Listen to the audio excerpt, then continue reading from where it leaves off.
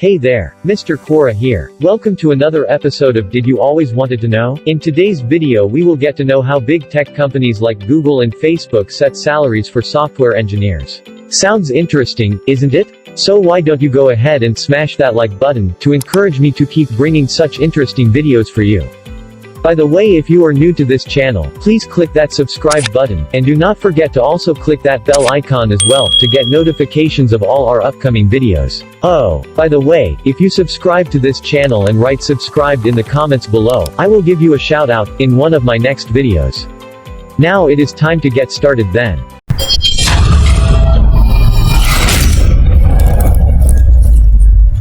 Software engineers are highly sought after and well paid in Silicon Valley, but the actual amount they make correlates to a single number. This is called levels, or the technical ladder. Entry-level engineers can make over $150,000 from Google or Facebook, according to some estimates. When recent college graduates and friends Zuhair Musa and Zahir Mohiuddin started to break into the software industry, everything they found on the internet about engineering jobs seemed to be missing the actual information they needed. How much do these jobs pay? Software engineers straight out of college often make six-figure salaries, not counting equity compensation. Depending on seniority, some coders make millions of dollars per year. But where on that spectrum any given engineer lands often depends on a single number, what's often called a level. At Google, for example, entry-level engineers start at level 3. Apple has 5 levels for engineers, from ICT 2 up to ICT 6. Microsoft's system starts at 59 for a software development engineer and goes up to 80 for a technical fellow, or one of the leaders of their given field. The higher your level is, the higher your compensation. If a level 4 at Google gets a new job at Facebook, what level should they be? If someone gets promoted to ICT 3 at Apple, how much should they make? In this new age where churn rates are very high, people are hopping around much more than they used to be. It's useful to know about levels if you're going to Facebook from Microsoft or from Amazon to Google. You want to know where you're coming in and what should your level be. So the two friends by the name of Musa and Mohiuddin made a website to crowdsource Silicon Valley salary data from workers at big tech companies, and it took off. It's personal for me. I was going through a job transition myself. I had only 2 years experience but had gotten promoted, Mohiuddin said, adding that he has seen friends get screwed over when changing companies. We both decided why not build a simple, visual tool, showing levels across the different companies? Musa added, salaries start over $150,000. The crowdsourced data on levels shows that software engineers get paid extremely well at companies like Google, Facebook, Amazon, Apple, and Microsoft. A level 3 at Google, or an entry-level engineer who likely just graduated from college, should make $189,000 in total compensation, or about $124,000 in salary and $43,000 in stock compensation. At Facebook, an E3, an entry-level, software engineer 3, should make $166,000 per year total, according to the estimates. Compensation goes up as level goes up and can even accelerate in an exponential fashion, the website's founders said. For example, at Google a level 7, which is considered the top level for the vast majority of engineers, can make $608,000, according to levels. It differs from company to company, but a bunch of companies have converged on almost the same system where there will be about 6 levels, said Osman Ahmed Osman, a former Quora hiring manager who is now writing a book on technical recruiting. Each level has a slightly different job title at each company, but they closely correlate.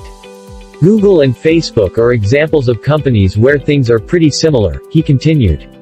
The companies do have slightly different nomenclature. Apple's levels, for example, are called ICT, for Individual Contributor Tech. Salesforce's levels are called MTS, for Member of Technical Staff. The data on levels is crowdsourced, which raises several risks that the data may be unreliable, including a self-selecting population. After all, the people most likely to submit their compensation details are those that make a lot of money. But the founders of websites stand behind what they've collected and how they remove outliers and other unreliable data points, and say it matches up closely with the kind of compensation datasets that firms like Radford or Connery Consulting sell, and they claim that recruiters and HR people tell them they rely on it. They also point out that the website enables people to drill down into each given estimate to see specific data points, including the submitter's specialty and location. Engineers who have achieved a level at a big company wonder what level they might be at a smaller firm, and whether that comes with a pay bump.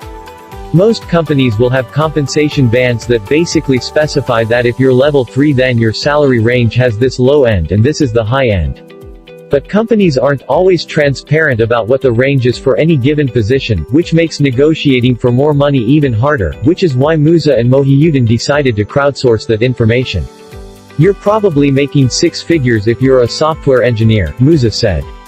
But there are senior engineers making crazy amounts in the millions. It's eye-opening, and that's why we built this. Something that we've found that people value on the site is that we tie compensation to a specific level. Glassdoor or other pay sites don't make the connection between level and pay, he continued. A lot of people who see our site can't believe the numbers initially. I thought that too, Mohiuddin said. It's pretty wild. Some folks with a few years experience are making a couple hundred of thousands of dollars. The downside to the leveling system is that there can be an up or out culture based in the levels, Musa said. Another downside is that the laddering system could exacerbate the diversity issues big tech companies face. If you're a candidate, it's really hard for you to navigate, and of course that has implications on fairness and diversity. If you're letting people earn more just because they can negotiate their way to the higher end of the band, you end up with white men who are overpaid and other people who are not encouraged to negotiate who tend to be underpaid. The leveling system may also drive upward pressure on salaries throughout Silicon Valley, which is great for technical employees in high demand, but contributes to a high cost of living that can make it hard for people in less remunerative industries to live in the area. As a general trend, I think what happens is every time Google and Facebook realize they're losing too many mid-level career folk, they bump the compensation level up, said Harj Tagore, the founder of TripleByte, a software company that places engineers at tech companies like Apple. The Uber or Slacks are going to need to increase their base salary, and when the Uber and Slacks start pushing their salary up, then the Series B and Series C startups need to push their salaries up, Tagore continued. Facebook and Google tend to lead the market for software engineers, and their salary hikes set the pace for Silicon Valley. The rising compensation of Bay Area software engineers, the source of that is Google and Facebook. When you start getting into 4 or 5 years experience range, the people who are more naturally skilled have the opportunity to show just how much more productive they are, and that's when compensation can balloon. Turns out there just aren't many people at the highest levels. For example, while most Google engineers realistically see level 7 as the cap for most careers, some particularly distinguished software developers can go higher. Jeff Dean and Sanjay Gemawat, who are among the most skilled coders in the entire world in Google's system, have achieved level 11, according to a December 2018 profile in The New Yorker.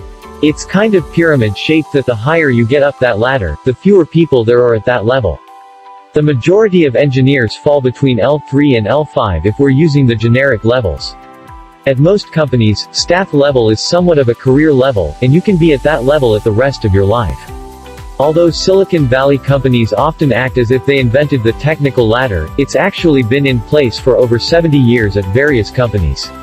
The origins of the system can be tracked to DuPont in the post-World War II era, and says that it was invented to give talented technical people an ability to grow and progress in their careers without joining management and climbing that ladder. The manager ladder wasn't interesting for technical people because they don't want to be managers. They want to continue doing technical work. Well, so I guess you got a sneak peek into the salaries of the best programmers of the world today. Hope you enjoyed knowing about it. Thanks for watching today, and until my next video. Take care, stay safe, and goodbye.